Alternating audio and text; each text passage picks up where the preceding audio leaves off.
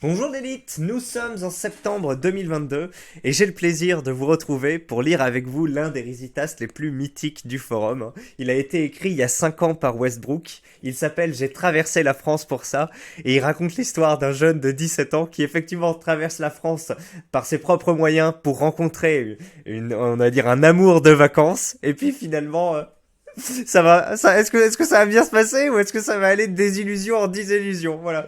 Bon, je vous laisse deviner, mais en tout cas, voilà, c'est l'une des histoires les plus connues et les plus appréciées du forum. Donc, normalement, si vous la connaissez déjà, je pense que ce sera rigolo de la découvrir avec ce format. Et si vous la connaissez pas, ben là, c'est limite ce qui se fait de mieux sur le forum. Donc, voilà, si vous aimez un peu l'esprit de la chaîne, là, c'est au top. C'est une histoire en 12 chapitres, donc je vais la faire en deux vidéos. La première, on va couvrir 6 chapitres, la seconde, 6 aussi. Et je déclencherai la seconde, voilà, excusez-moi, je vous mets un peu en otage, je vous prends un peu en otage, mais seulement s'il y a 400 j'aime. Donc n'hésitez pas là à prendre une ou deux secondes et à mettre j'aime, que vous soyez sur le téléphone ou sur l'ordinateur pour déclencher la vidéo suivante. Oui, il fait un peu froid en ce moment, donc n'hésitez pas. Hein, ouais, il fait 13 degrés dans ma chambre. Hein, vraiment, on est passé du short t-shirt d'un jour à cette tenue de l'autre. Donc n'hésitez pas. Un petit écharpe, petit pull, même en intérieur. Hein, chaussettes, pantalon long. Et voilà, c'est le moment de faire la transition. Et écoutez, est-ce que j'ai d'autres choses à dire? Non. Donc on se retrouve juste après le générique. Bien sûr, merci au Choufin qui sponsorise cette vidéo. Et allez, c'est parti. J'espère que ça va vous plaire mes clés et que je vais pas trahir l'histoire. Hein. C'est une histoire, dites-vous, hein, dans la grande époque d'Héritage 2017-2018, enfin l'auteur postait un chapitre et t'avais 10 pages de personnes qui disaient ah super super et qui demandaient la suite, la suite, la suite. Et donc ça fait partie de ceux qui ont généré énormément d'engouement avec quelques autres quand même, mais celui-là, enfin voilà, c'était des pages et des pages de personnes qui se marraient tous ensemble. Donc vraiment l'esprit de camaraderie et rigolard du forum. Donc bref, ça me fait très plaisir de l'aborder. Allez, j'envoie le générique et après on va le lire.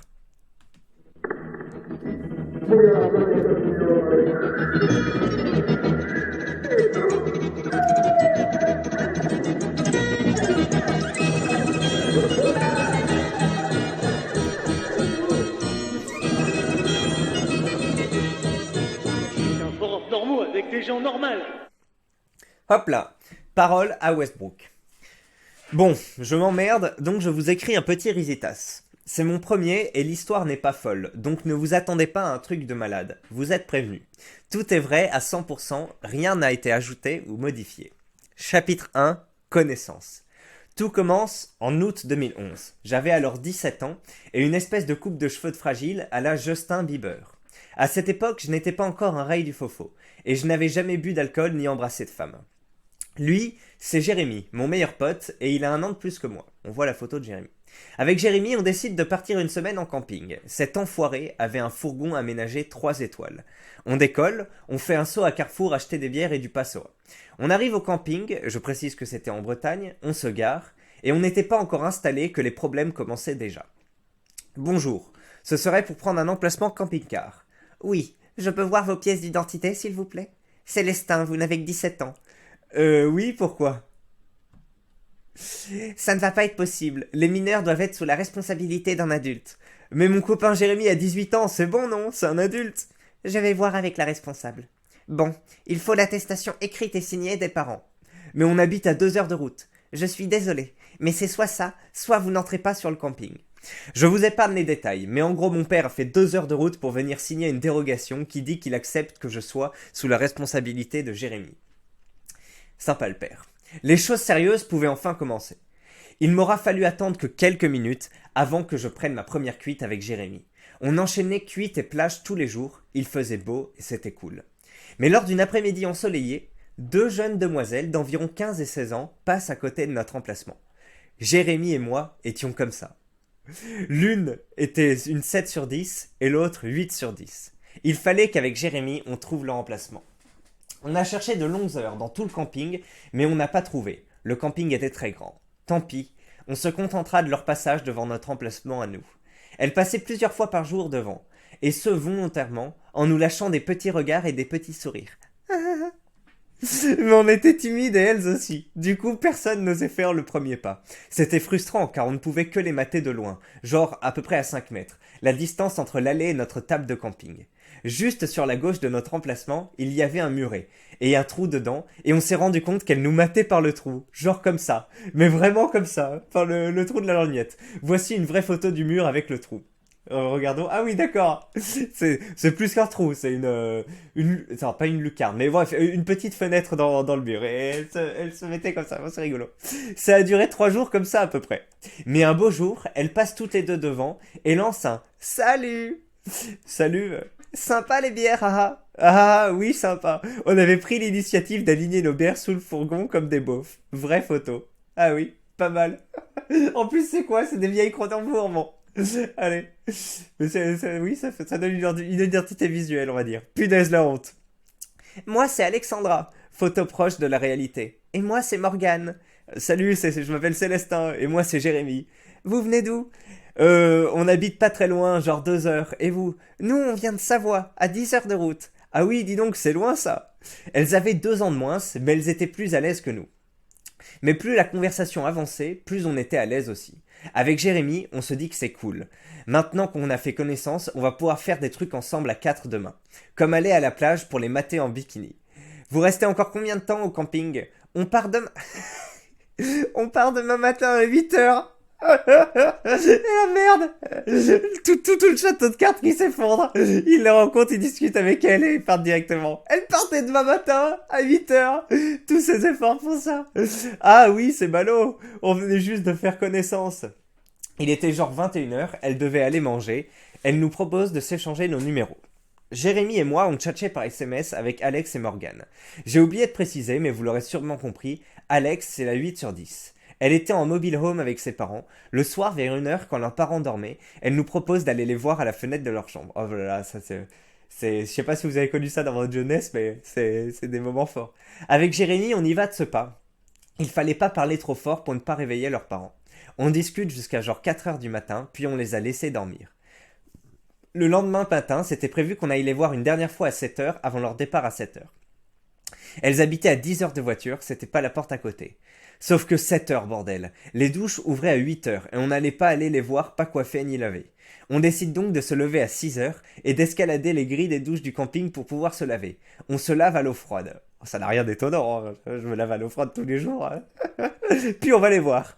On se parle une dernière fois et elles partent. On était tristes, déprimés, elles un peu aussi. On avait eu tous les deux un coup de cœur, on avait fait connaissance et on les reverrait plus. On s'est même mis à écouter du Helsin. Ah non, du Ease. Over the Rainbow en buvant des bières les 3 jours qui nous restaient. Et oui, c'est comment on pourrait appeler ça, la dépression post amourette de vacances. Oui, sur cette chanson là. Over the Rainbow. Avec le hawaïen de 300 kilos là. J'étais au bord de la dépression, mais j'avais en ma possession une chose, le numéro d'Alex. Je pensais que l'aventure était terminée, mais elle ne faisait que commencer. Ah oui. Mais on va se retrouver pour la suite de l'aventure tout de suite avec le chapitre 2. Et Westbrook qui nous dit: Désolé mes Ray, je me suis endormi en train d'écrire le chapitre 2. Ne m'en voulez pas, je m'attendais pas à ce que mon Risitas intéresse des Ray. Et oui, parce qu'on poste ça un peu comme une bouteille à la mer, on sait pas si ça va attirer des lecteurs ou pas. Et puis là, tu te retrouves avec 20 reformers qui disent la suite, qu'est-ce qui va se passer? Voilà. Chapitre 2, la promesse. La semaine de camping était finie, c'est l'heure de tout ranger et de rentrer chez nous. Le cœur rempli de tristesse à cause de la séparation avec nos 2 nouvelles amies. Amies qu'on n'avait pas pu voir plus d'une demi-journée. Vous ajoutez à ça la fin des vacances et l'entrée en BTS dans 5 jours, et vous avez une idée de l'état dans lequel j'étais. Comme si ça ne suffisait pas, notre fourgon qui tombe en panne sur le chemin du retour.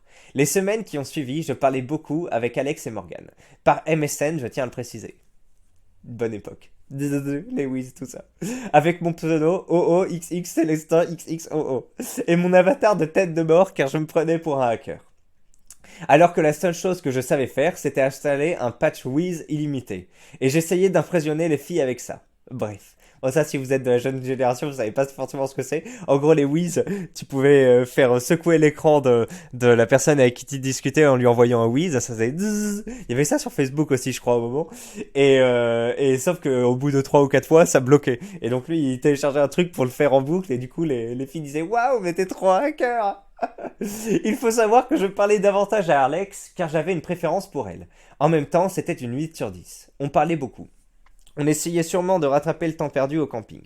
Pendant ce temps-là, j'étais rentré en BTS et je suis devenu un gros Yes Life. Depuis ma première cuite avec Jérémy au camping, on sortait tous les week-ends en boîte. Je faisais aussi des soirées tous les jeudis avec mes potes de BTS. Ma première soirée étudiante, ma première galoche, mes premiers boobs, ma première touch. Mais je n'oubliais pas Alex. On se parlait de plus en plus et on commençait à s'envoyer des cœurs. Ah, il a quand même de l'expérience, hein. Il a bien profité de sa vie étudiante, hein. Comme il dit, ça allait, voilà, dans des rapports un peu intimes. J'ai encore les conversations et bordel quand je les relis. Ah oui, ça on en a déjà discuté, mais quelle honte nous étions. Mais à l'époque, ça me faisait de l'effet. Puis on faisait des vidéoconférences en caméra, mais sans le son. On passait des nuits entières comme ça, j'aimais la voir à la cam. On a ensuite commencé à faire des cams un peu plus hot, si vous voyez ce que je veux dire. Mais rien de dénué ou de sexuel, elle avait 15 ans. Hein. Pour l'anecdote, j'avais fait un topic sur JVC pour voir si c'était légal ou pas d'avoir des photos d'une fille de 15 ans sur son PC, sachant que j'avais moi-même 17 ans au moment des faits. Car j'avais pris des screens, hé hé, pas bête le Célestin. Ça m'a coûté mon compte principal. Ah oui, les administrateurs ont supprimé le compte de Westbrook quand il a demandé ça. Bref, on se draguait donc de plus en plus, et je pense qu'il commençait à y avoir des sentiments entre nous. On se faisait comprendre que si l'on se revoyait un jour, on se choperait sûrement.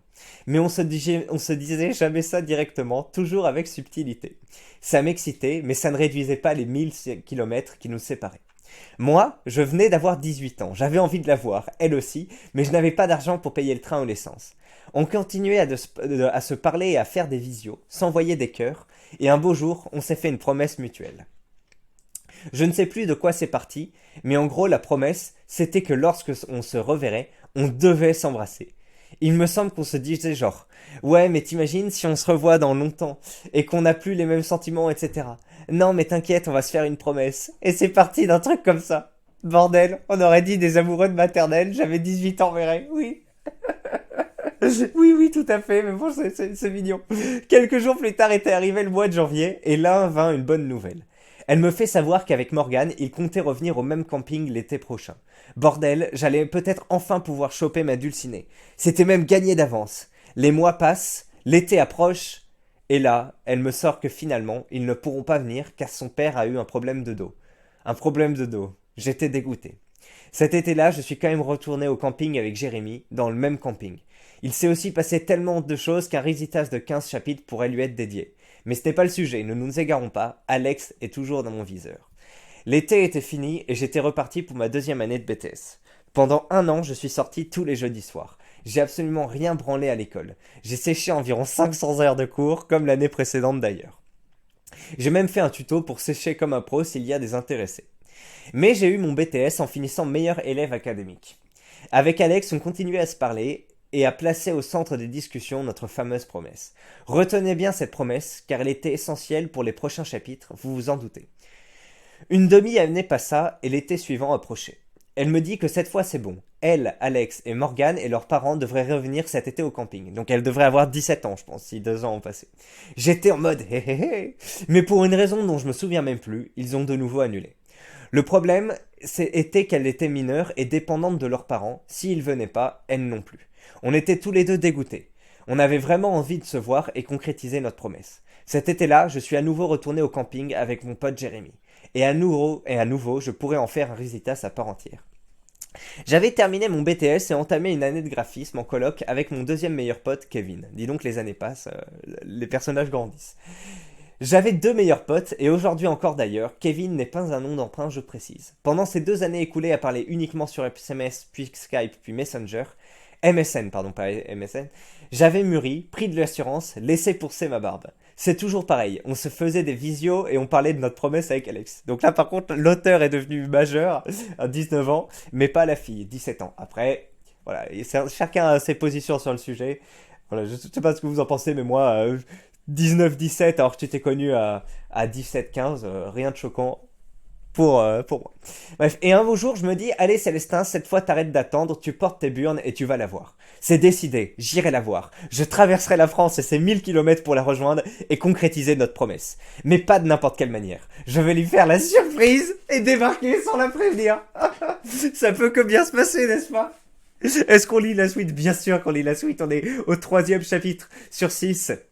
Et on se retrouve. Alors je bois une petite gorgée. Et c'est parti.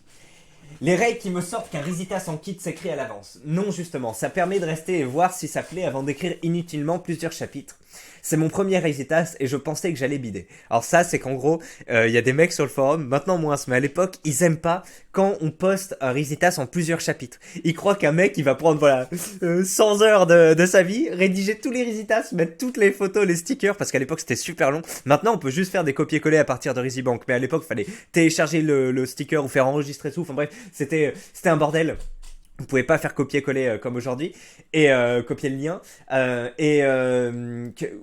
oui, parce qu'il fallait télécharger sur le truc de JVC, là, attendre que ça se charge, etc. Donc ça prenait un temps fou. Et les mecs, ils se plaignaient, tu vois, tu t'écrivais un chapitre, 2 chapitres pour voir si ça plaisait aux gens. Ils faisaient, ah non, les résitats sans kit, c'est non, etc. Ah là là. Allez. Alors que justement, ça permet de générer de l'engouement, de faire comment ça s'appelle, de l'attention, voilà, des gens qui attendent la suite, etc. Enfin bref. Allez, on continue. Chapitre 3, la préparation. C'est bon, c'est décidé, j'irai voir Alex en Savoie, en lui faisant la surprise de surcroît. Pour rappel, j'avais à présent 20 ans et elle 17 ans.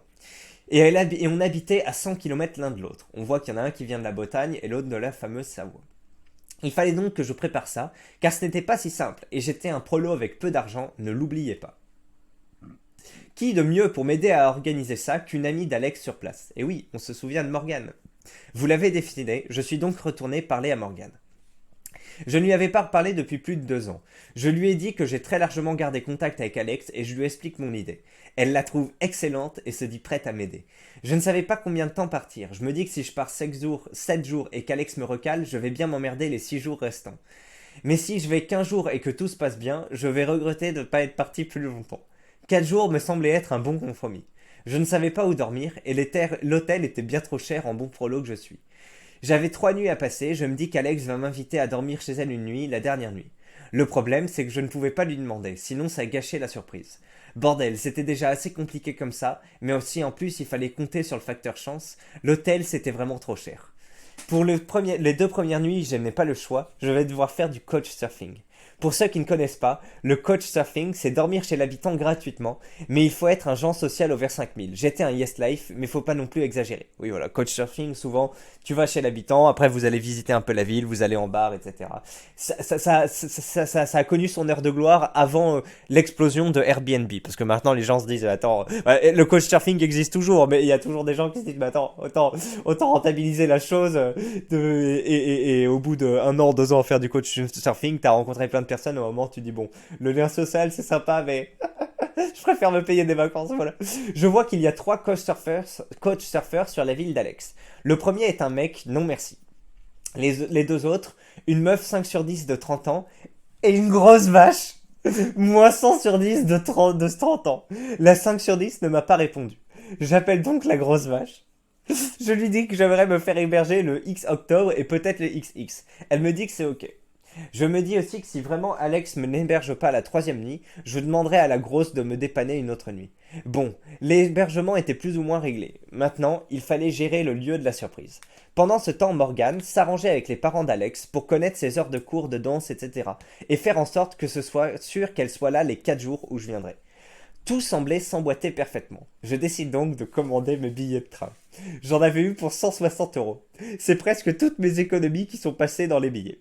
Mais tant pis, un langoureux baiser avec Alex m'attendait à l'autre bout de la France. Je partais de la gare de chez moi à 5 heures et arrivais dans la gare de la ville d'Alex à 15 heures. 10 heures de train. Comme j'arrivais 2 heures avant la fin de ses cours, avec Morgane, on a décidé que je lui ferais la surprise en l'attendant à la sortie de son lycée. Pendant les quelques jours qui ont suivi, j'ai intensifié la fréquence de nos caméras pour lui faire éprouver le besoin de me voir. Il fallait vraiment que le rapprochement entre nous soit maximal pour que la surprise soit d'autant plus intense. Sur le papier, c'est pas mal. Tu te dis, les lignes se resserrent à distance, et en plus, tu vas un peu en mode, ah ouais, mais quand on va se voir, etc. Oui, oui, oui, etc. Et donc, du coup, ça crée un terreau propice, on va dire. On se parlait tous les soirs, de nos vies respectives, de notre promesse, et du jour où on se reverrait. Si elle savait. De mon côté, j'avais analysé sur Google Maps les trajets entre la gare, son lycée, le McDo, qui me servirait éventuellement de QG pour manger et me recharger, et l'appartement de la grosse vache qui devait m'émerger. Puis, le fameux jour J est arrivé. J'étais stressé. Je ne savais pas comment ça allait se passer, ni trop exactement où j'allais dormir pendant ces 3 nuits, ni la réaction qu'Alex allait avoir, ni si elle allait m'inviter chez elle, ni comment ses parents allaient réagir. Mais c'était trop tard pour faire marche arrière de toute façon. Je prends donc un petit sac à dos, je mets 2 caleçons, un pantalon et 2 t-shirts, une bouteille d'eau, mon câble recharge d'iPhone, et c'est parti. Kevin, mon coloc, me dépose à la gare de Rennes à 5 heures du mat. J'avais jamais pris le train de ma vie. Sweet, sweet. Et alors, malheureusement, mes bons clés, il commence à se faire un peu tard, je vais pas pouvoir lire les chapitres, les 6 chapitres, mais je vais en lire 5. Voilà, donc il reste encore 2 chapitres sur le voyage. Désolé pour l'attente Mireille, mais gros chapitre en vue. Tellement gros que je suis obligé de le diviser en 2 parties, sinon ça dépasse les 16 000 caractères autorisés. En fait, je vais vous lire un chapitre, mais en 2 parties. Voilà, le chapitre 4. Chapitre 4, le voyage. J'étais donc arrivé à la gare. D'habitude, je me déplace tout le temps en voiture pour les longs trajets, mais il neigeait chez Alex et je tenais pas à mettre des chaînes sur ma voiture. J'allais donc prendre le train pour la première fois de ma vie. J'étais tellement en panique et j'avais tellement peur de le rater que juste avant, j'étais allé regarder sur internet des tutos sur comment prendre un train. Je savais qu'il fallait que je trouve un panneau qui affiche le numéro des voies afin de connaître celle de mon train. C'est vrai qu'il y a des trucs comme ça, comme quelqu'un qui venait au cours de boxe, qui venait de province et qui avait jamais pris le métro, le RER, et il avait pas le réflexe d'aller voir sur les sites genre Transilien et tout, et pour lui il était jeune, il avait 17 ans je crois, c'était genre difficile de s'orienter et tout, et c'est drôle quand ça fait quelques années que t'arrives, que tu vis à Paris, tu sais que c'est la norme, et que lui il était perdu. Mais là c'est pareil, il y a des gens avec le train, ils savent pas comment faire. Je savais qu'il fallait que je trouve un panneau qui affiche le numéro des voies afin de connaître celle de mon train. Je trouve ce fameux panneau d'affichage, et bien sûr tous les trains avaient un numéro de voie, sauf le mien. Je regarde ça de plus près. Non, non, il n'y a vraiment pas de voie pour mon train. Je m'en vais donc à la recherche d'une gazelle avec une veste SNCF pour demander de plus amples informations quant à l'absence de voie pour mon train. Excusez-moi, mon train il a pas de voie, c'est normal? Ah oui, tiens, c'est bizarre ça. Ah oui, bizarre. Très bizarre même. Il part dans 8 minutes quand même. Ah ouais. Ah bah voilà, c'est bon, regardez, il avait du retard. Bon, le numéro de voie venait de s'afficher, et la nana m'avait indiqué comment m'y rendre. Le train arrive, il fallait maintenant que je trouve mon wagon. Sur le tuto que j'avais regardé avant de venir, j'avais appris qu'il fallait trouver un autre tableau qui affiche les numéros de wagon et leur emplacement. Je trouve pas ce panneau, je demande donc à un contrôleur SNCF de m'aider. Bordel, c'est assisté. Je rentre dans le wagon, je m'installe à ma place, et je remarque déjà qu'il n'y a pas de prise pour se brancher. Alors juste, les mecs de la SNCF ils sont là pour aider les gens, hein. Donc pour moi assistana, oui tu peux faire des trucs par toi-même, mais à un moment parfois il n'y a pas le panneau ou autre, donc non voilà, ça va. 10 heures de voyage, 160 € de billets et pas de prise pour se brancher. Tant pis, je me dis qu'une belle 10 sur 10 va venir se poser tranquillement en face de moi pour me faire passer le temps. Penses-tu? Une vieille cruche de 50 balais.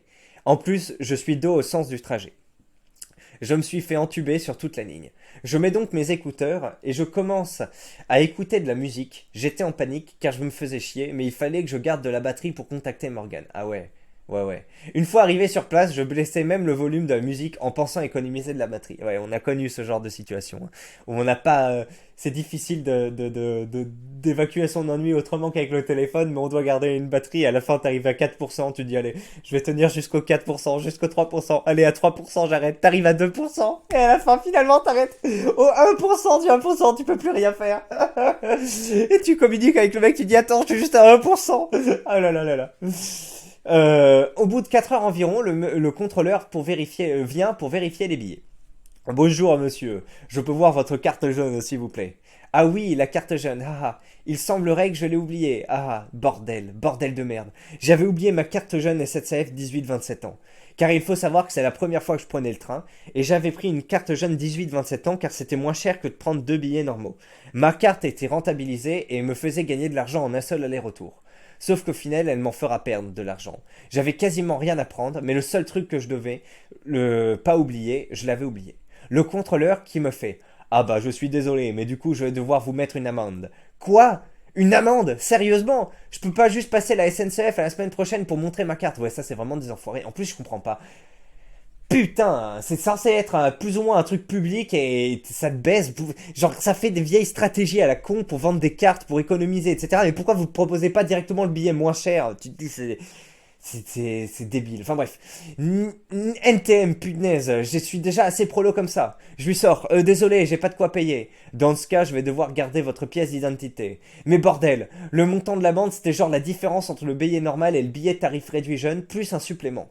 Là, dans ma tête, j'étais en mode calcul de combien il me reste sur mon compte. Alors la petite astuce, hein. D'ailleurs j'ai perdu mes tickets quand je suis allé visiter le site d'Encore, là, Encorevat, j'ai perdu mes tickets. Heureusement, il y a quelqu'un qui l'a retrouvé, mais quand vous avez des trucs comme ça, carte jeune, tickets, etc., prenez-les tout le temps en photo, ça doit devenir un automatisme. Moi maintenant, j'ai plein de notes de frais pour le travail, hop, je les prends tout le temps en photo, et ben voilà, pour les tickets, pour les billets, pour les cartes, etc., pareil, carte d'identité, passeport. Bon, après mettez un mot de passe, hein, parce que si on vous vole votre téléphone, après vous avez tout. Vous pouvez mettre des espèces de répertoires sécurisés avec un deuxième mot de passe. Faites ça et mettez que les trucs importants. Du coup voilà, carte, etc. Franchement, c'est important pour vous éviter d'être dans cette situation. Alors parfois il y a des mecs qui vont dire non, la photo c'est nul, etc. Mais la plupart ils acceptent, hein. Même les policiers, vous montrez une photo de la carte d'identité ou autre, ils acceptent. Bref, parce que je me fais régulièrement contrôler. Non, non, très peu. Bref, là dans ma tête, j'étais en mode calcul de combien il me reste sur mon compte. Ma banque me permettait de pouvoir avoir un solde négatif. Je décide donc de faire semblant de retrouver ma carte et de payer l'amende. Cette fois, ça y est, j'étais à la rue. J'étais passé dans le négatif, j'avais genre moins 20 euros sur mon compte, un truc comme ça. J'avais même pas de quoi payer un verre à Alex. J'étais dégoûté, mais le voyage continue. J'arrivais bientôt à la gare de Lyon. Là-bas, j'avais un échange de train à faire. Ah d'accord, pas la gare de Lyon de Paris, la vraie gare de Lyon. Le timing entre l'arrivée du premier train et le départ du second était de 6 minutes. Ah oui, c'est tendu, là. 6 minutes, parce que s'il y a des gens dans l'escalier, bon après tu fais du forcing, hein, tu dis pardon, j'ai mon train dans 6 minutes, voilà. Mais du forçage, pardon. Oui, si, la gare de Lyon est grande, hein, j'y suis déjà allé 2 fois. C'est vrai que si t'es de part en part, tu dois la traverser en 6 minutes. C'est possible, je pense, mais tu dois vraiment sprinter, hein. Et puis en plus, si le train, parfois, il ferme les portes 2 minutes avant, ça fait que t'as que 4 minutes. Et là, s'il y a du monde dans les escalators ou autre, laisse tomber. Bref. Ah merde, je reposte le chapitre 5. Apparemment, j'ai perdu le chapitre, la deuxième partie. Alors attendez, je vous le retrouve, hein, en une minute. Chapitre 4, le voyage partie 2, voilà. C'est ici. J'avais 6 minutes pour le descendre, ne pas me perdre dans la gare immense de Lyon, trouver la voie de mon train et monter dedans. Ah oui, parce qu'en plus, moi je suis un Parisien, donc les grosses gares ça va, mais il y a des gens, les provinciaux, en plus Lyon, voilà, grosse ville, ouais, et pour eux ça leur fait bizarre, ils sont pas habitués aux gros trucs, beaucoup de monde, etc. Heureusement, sur le tuto que j'avais regardé sur internet, j'avais vu qu'il y avait un site pour voir les voies des trains en ligne. Je consulte ce site et je vois que la voie de mon train est affichée. Ça veut dire que je sais d'avance sur quelle voie aller et je n'ai pas besoin de chercher un panneau d'affichage. Mais ça veut aussi dire que le train est sûrement déjà arrivé et que j'ai intérêt à me grouiller si je veux pas le rater. Bon, j'ai finalement réussi à prendre mon train sereinement. J'étais maintenant un habitué des trains. Ce train allait de Lyon à la ville d'Alex. Heureusement, celui-ci n'avait pas de billet jaune et donc pas d'amende en vue. Le voyage se passait bien, quand tout d'un coup je commence à m'apercevoir à apercevoir le paysage savoyard. Les grandes dunes, les montagnes immenses, la neige à certains endroits. Attendez, quoi? De la neige? Mais bordel, je suis en t-shirt! J'avais oublié de prendre une veste. Il devait faire 8 degrés à tout péter. Il faut savoir que cet été-là a été très chaud. Il faisait bon assez tard dans l'année et à cette époque, l'après-midi, j'étais en t-shirt et dans mon appart aussi.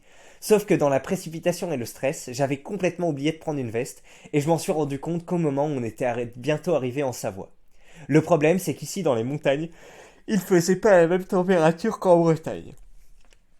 Mince. Mon premier réflexe fut alors de sortir mon iPhone et de regarder la météo sur les 4 jours. Ils annonçaient de la pluie le lendemain. À force de regarder la météo, écouter de la musique et vérifier internet et le numéro des voies, checker mon compte bancaire et parler avec Morgane qui était sur place. J'avais bientôt plus de batterie sur mon iPhone et toujours pas de prise dans le train. Ah ouais, et ça, les iPhones, c'est connu, surtout à l'époque. Maintenant, c'est un peu amélioré, enfin, c'était beaucoup amélioré même, mais à l'époque, c'est vrai que c'était une horreur. J'arrivais dans 30 minutes. Je décide d'envoyer un SMS à Alex. Hey, ça te dit, on se fait un Skype ce soir? Ouais, carrément, on se fait ça dès que je rentre de cours. Si elle savait qu'elle s'apprêtait à me voir, non pas sur un écran, mais en vrai. J'arrive donc à la ville d'Alex, je sors du train, puis de la gare. Choc thermique. Choc très thermique. Putain bordel, ce que j'avais froid. Je décide donc de rajouter un deuxième t-shirt sur mon t-shirt. Et oui, il faut faire ça. Ça me rappelle quand t'arrives en Thaïlande ou au Cambodge, tu sors de l'aéroport et tout, tu viens de France, tout a été, les aéroports, tout ça est rafraîchi, non, climatisé.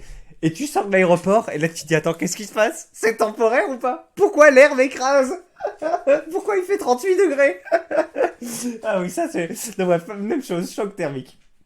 Je décide donc de rajouter un deuxième t-shirt sur mon t-shirt. C'était pas mieux, mais tant pis, j'avais pas d'autre solution.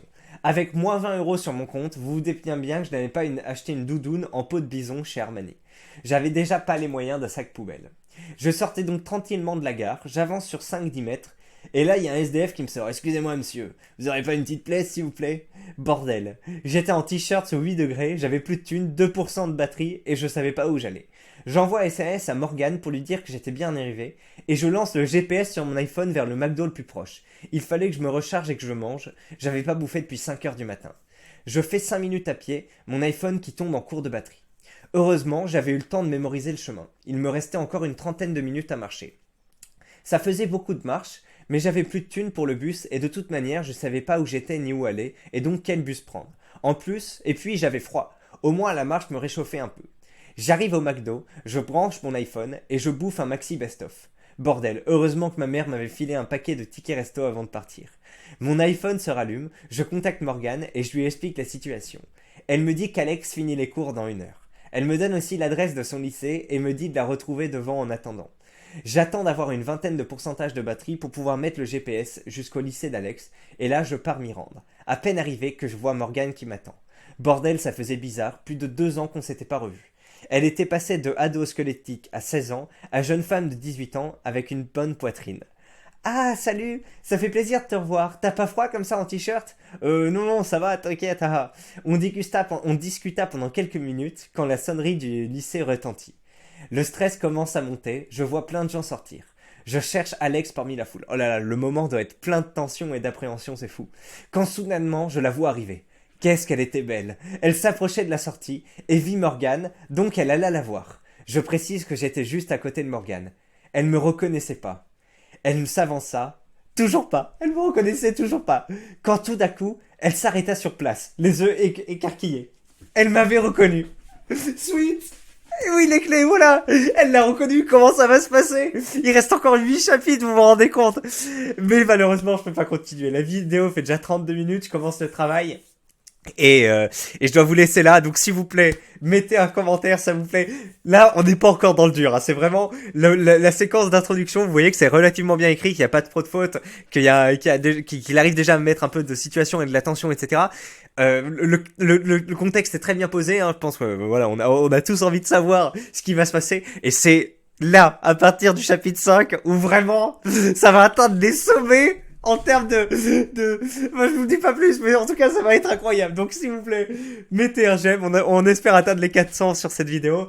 Et voilà, référencez, partagez même sur voilà, à des gens du forum ou à que sais-je. Enfin voilà, je pense que c'est une vidéo qui peut être partagée. Ça, elle parle à tout le monde et c'est sympa. Bon, je vous demande ça parce que la chaîne est en train de bider, hein. Il y a plus de vidéos qui percent, grosso modo. En plus, j'en fais un peu moins, donc bon, je me pose pas la question encore de l'arrêter ou autre, mais je vois que je commence à stagner, décliner, donc je me dis, voilà, c'est quand même pas mal de temps investi. Donc bref, et n'hésitez pas à m'aider dans ces trucs, surtout que là, c'est, je pense, une bonne vidéo pour ça. Allez, bon, mes mon clé, j'espère que ça vous a plu, qu'on se retrouve pour la prochaine vidéo. Je pense que j'en j'en ferai 3. Hein. Si je fais 4 chapitres, 4 chapitres, 4 chapitres. Et ben voilà, c'était un plaisir. Chauffez-vous les mains. Hein. Je vais peut-être faire des pompes pour me réchauffer. Vous savez que quand il fait froid comme ça, que vous n'avez pas de chauffage, faire des pompes. Ben, d'ailleurs, il le fera à un moment. Hein, voilà, faire des pompes, c'est très salutaire. Et ben moi, je vous dis à bientôt. Et peut-être à demain pour une nouvelle vidéo. Allez, je pense pas que demain ce sera la suite. Je pense que je sortirai la suite dans 2 jours et que demain on va analyser un podcast du Raptor. Ça va être sympa. Ou peut-être pas. Parce qu'il y a la boxe ce soir, j'aurai peut-être pas le temps de préparer la vidéo. Mais bref, allez, salut l'élite. Je vous aime et ciao.